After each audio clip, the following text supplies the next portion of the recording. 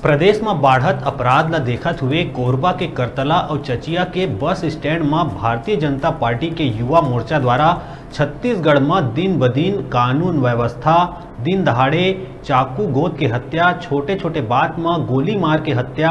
छत्तीसगढ़ के बेटी और बहनी के संग सामूहिक बलात्कार हुआ थे। भाजपा के कार्यकर्ता मन के कहना है कि पाछू 4 साल ले कांग्रेस सरकार अपराधी और अपराध के संग देवैया ले जनता परेशान है, जेकर विरोध में चचिया और करतला में भारतीय जनता पार्टी के प्रदेश अध्यक्ष रवि भगत के निर्देशानुसार भाजपा कुदमुरा मंडल के चचिया बस स्टैंड में मुख्यमंत्री के पुतला दहन करे गई।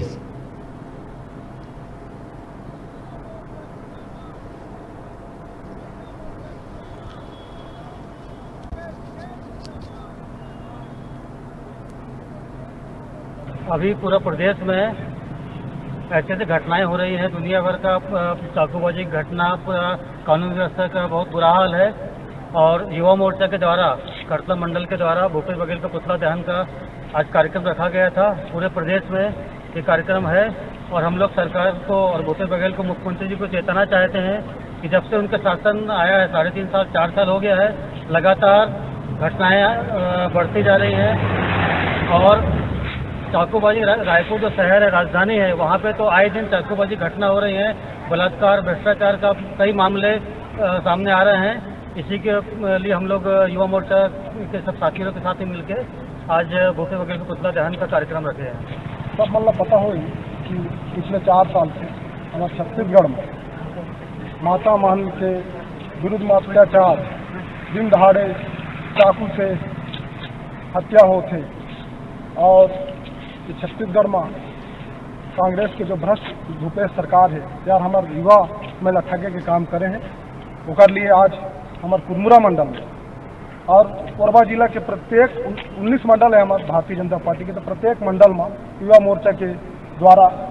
भूपेश बघेल की पुतला दहन के आयोजन किए गए। पुतला दहन का कारण जैसा आप सभी देख रहे हैं, प्रदेश के जनता जो पिछले 4 वर्षों से छत्तीसगढ़ में जो कांग्रेस की सरकार बनी है और पिछले 4 वर्षों से जो छत्तीसगढ़ की हालत, जो